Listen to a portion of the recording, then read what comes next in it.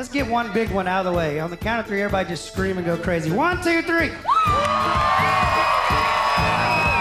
Howdy, y'all. Ray Benson of Asleep at the Wheel here, and welcome to the Texas music scene, where I've put together another stellar lineup for y'all this time.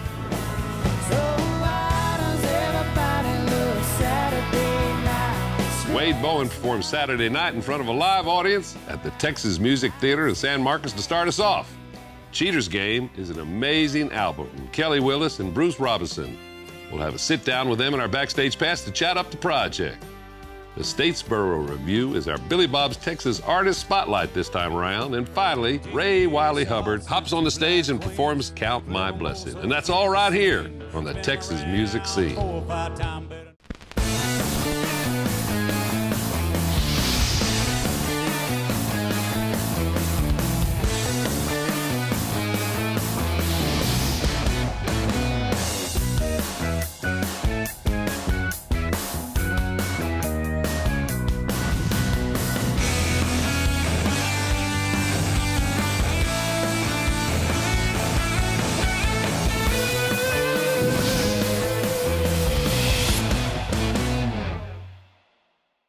You know, like a lot of Texas musicians, Wade Bowen is known for solid songwriting, making really good albums, and putting on a great live show.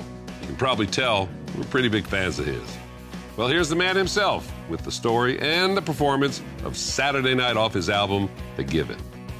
Saturday Night was a good way to point out the way that I like to write songs. You know, I like to be a little depressing and a little dark, and I'd like to be different as much as I can. And this is, I think, I stand on stage a lot of Saturday nights throughout the years and see people having a good time. So you would think I'd probably write about those people, but instead I'd choose to write about that guy in the dark corner of the bar who's not having a good time and create a story around him.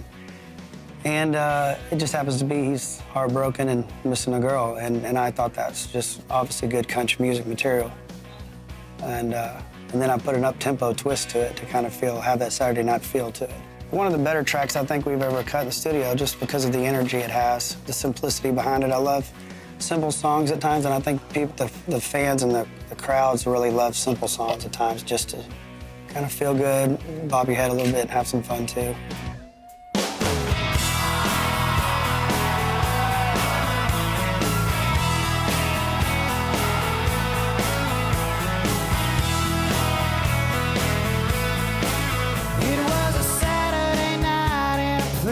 Packed just like this, and the laughing and the dancing, we were having one last kiss. Well, there's nothing quite as lonely as a crowd when you're all alone, and there's nothing but Sunday morning waiting for me home. So why does everybody love Saturday night? Smell of beer and the smoke in your eyes. I keep sitting there drinking and thinking about a sad goodbye. So tell me, why is everybody so in love Saturday night?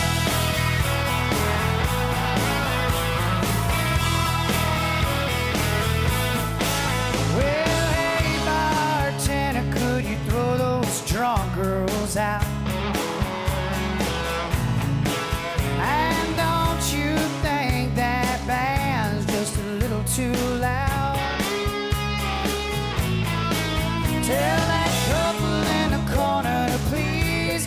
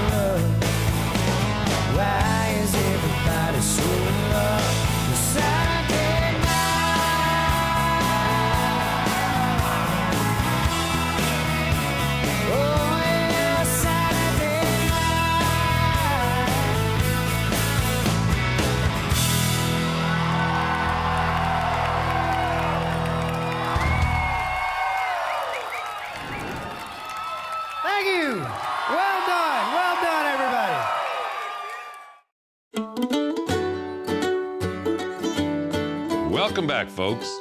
Our backstage pass this time is with our favorite couple in Texas music, Kelly Willis and Bruce Robison. After a long wait, these two songwriters have finally recorded an album together called Cheater's Game. You can label it whatever you want, Americana or country. I'll just call it really good music. A cheater's game, just breaking me down when I'm broken into. Is that so easy to do? We recorded the song Cheater's Game, which is a song Bruce wrote with a couple of the Trishas, Liz Foster and Savannah Welch. It actually had a great sounding title to it, Cheater's Game. There was so much to play with there. When we landed on the whole pinball game, the whole pinball machine thing, because it really kind of tied in with the era of country music that we're just so in love with. And, you know, you can see those Dolly Parton pinball machines, you know. So we used that whole idea for the cover. So even when you open it up, there's like, you open it up and then there's the... It's like a pinball machine, you know. So. What more can I lose? But it's a cheater's game, just breaking me down. This new record we have is called Cheater's Game, and it's really been kind of a homegrown experience. Looking at the options, we really felt like, you know, why would we give this away to anybody? This is our music. We have so much history of working with great record companies, but, you know, the world's changed. The world's changed, and we thought we would try this Kickstarter thing, where basically, you know, the people that are going to buy your record anyway, they just buy it before you make it. Well, I didn't want to do it, and then I thought of using my buddy Bill Wise, who's a really funny guy, and we thought we could make it fun, and it ended up it being fun. And you get to open up a conduit, sort of, to some of your most, you know, ardent and motivated fans. So that was all a really great experience. Send me a lifeline, a little bit of hope in the deep dark brine. Need a little bit of rope, it was always hoping to find, always hoping to find a little lifeline. Decided early on, when we were going to do it, we decided to do it. I got really excited about it, and I said, I'm going to look wherever it takes us to find the 11 or 12 great songs that we want, whether I wrote them or somebody else did. If I got one song on here, if I got 10, I don't care. So we started on this thing where we'd just sit down, Kelly and I, and an acoustic guitar. We would actually see who was going to sing the lead, and then we'd start moving the key around, and then we'd start messing with the harmony. And then on all of these songs, except for the couple that came from the live shows, we'd strike it, we'd hit it and find out where it all is, and then it would just come alive. Yeah, but many things they changed when they left you barely breathing, but the girls all look the same when they're leaving. When they're leaving. One thing that's kind of interesting, we really didn't have hardly any electric guitar on this record. Yeah. We were able to, you know, still have it be really rocking and grooving in different places without it. And we have it on a few songs, you know. The electric guitar is a big deal in music these days, and it takes a big part of the sound. And there's hardly any on our record at all. So, you know, that's a fun thing. You know, you have other things that really you create the space for it. One of the songs that Bruce found, this old song called 9,999,999 Tears. I got 9,999,999 tears to go, and then I don't know if I'll be over you. This really cool song that I think kind of shows the two sides of us, because Bruce is from more of a 70s Texas country music world, and I was from more of a 60s Buck Owens kind of country music world. And so I think this song kind of marries those two worlds nicely, and this song is one of my favorites. Yeah, bringing all those influences together. She calls toll-free, requesting a song, something they used to know. She prays to herself that wherever he is, he's listening to the border radio. Well, one of the good ones is Border Radio. When we started singing it, And the little groove that Bruce came up with for it, it really sounded different. It kind of had just a different little vibe about it, and it kind of seemed worthwhile. So I didn't even know there's this story of this woman she's thinking of, you know, the father of her child, which has been gone forever, and she's thinking about him out over the airwaves. Hoping that he'll hear this song that she's dedicating. Which I did not know any of that. I love that about songs. I'm a music fan, and when you dig down deeper into it, you find stuff you didn't know were there. You know, we tried to make it a fun and listenable record, you know, that's got, like the records that I love, that has some up-tempo songs, some songs you could dance to, songs that kind of tell a story. At the end of the day, it's a record full of, I think, current, fresh take on country music. And I don't know that you hear a whole lot of that these days, but it's not like an attempt to be retro or anything. I think it's just, that's what Bruce writes, country songs, and that's what we love. You weren't asking much at all. Just catch you when you fall on your own. Long way home.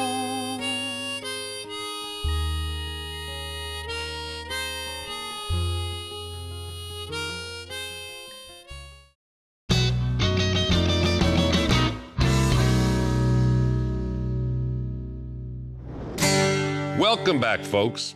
The core of the Statesboro Revue is made up of brothers Garrett and Stuart Mann. The band is reloaded with another good Texas soul/Southern rock project called Ramble on Privilege Creek. Our Billy Bob's Texas Artist Spotlight, the Statesboro Revue. Hollow moon, come and take my cares away. You got holes that need filling anyway. And my fair share of drinking for today. A tired sun gonna fade my shade of black. Fade My Shade of Black was I want to say it's probably the first song that was written for the record. It was kind of when I first got the sense that I went to Garrett, played it for him, and this was our first record together. And so it was, I kind of got the sense that the record was going to be different just based off that single. We open our set with it, and it's just one of those songs that it kind of starts off like just kind of slow and groovy. It reminds me of like an old '70s Waylon type country song, and then it kicks into that halftime, and it's like in your face. You know, sums up the rest of our set.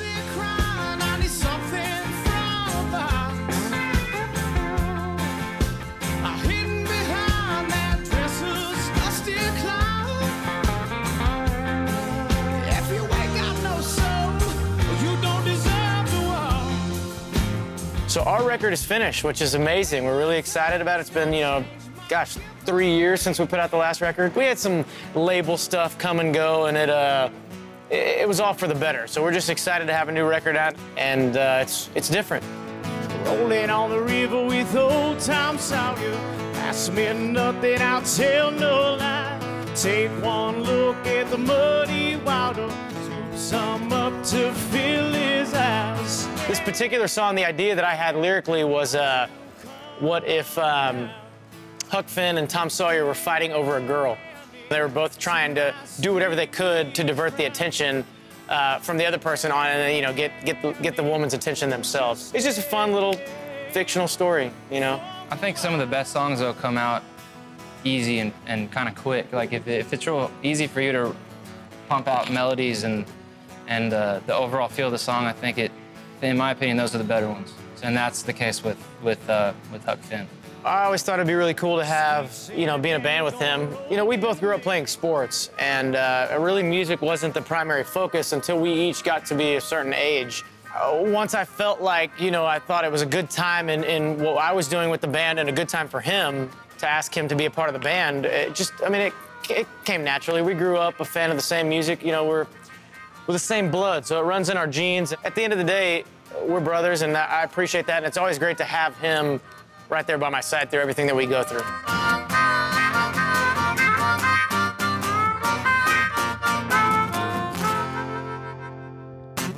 Stay with us, folks. Ray Wylie hops on the stage and performs a cut from the Grifters hymnal. Coming up next.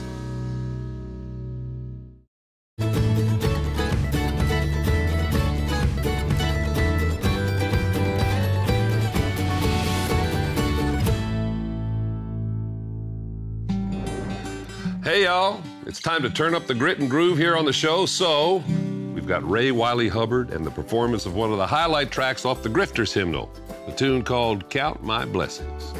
The title of the song is called Count My Blessings, and I wrote it on Purgatory Road. It goes between Wimberley and New Braunfels, and just one of those things that just kind of, you know, certain songs. One of my favorite quotes is, "Never second guess inspiration."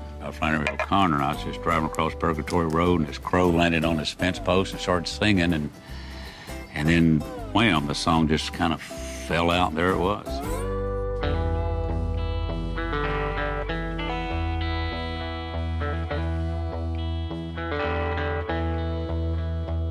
Mama, give me a nickel and a deck of cards. Said, go on, play out in the backyard. Walking down the alley, come my Uncle Lonnie. He said, well, let me teach you about three-card money. Take ace of hearts and two black queens. Flip them most so they can't be seen. Spin them around 4 or 5 times. Bet a nickel, find a ace, win a dime. 20 minutes later, had $35 singing, ain't misbehaving by the great fast water. I believe I'm gonna count my blessings. I believe I am. I'm gonna count my blessings.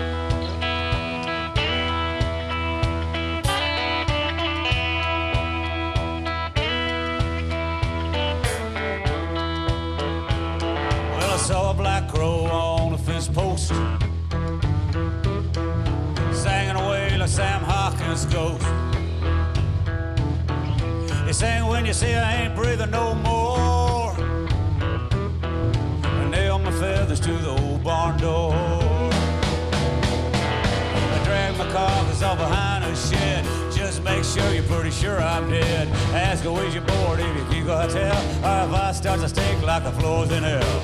Go to Navasota, Airline, Dundee, it don't do you no good sitting around crying. I believe I'm gonna count my blessings.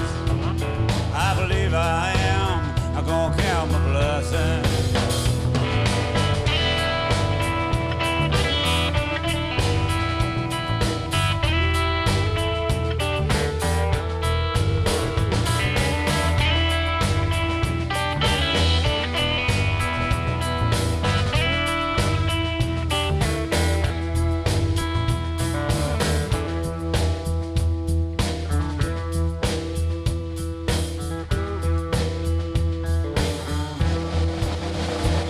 So I got me a pencil and a moleskin book.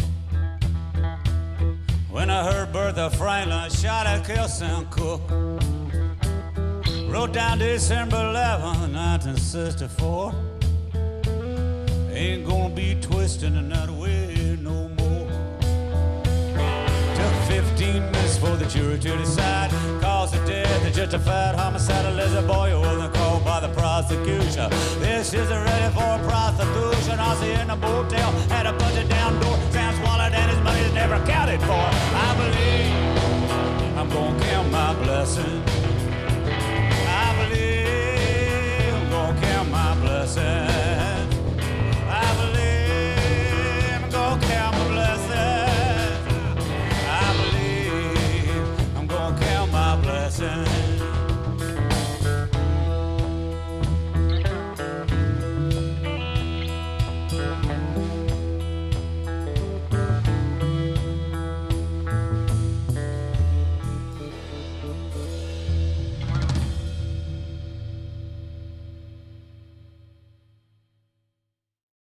Well, that's about all for this one, folks. Thanks to all our artists on the show, and thank you for watching. Now remember, get out and support Texas music.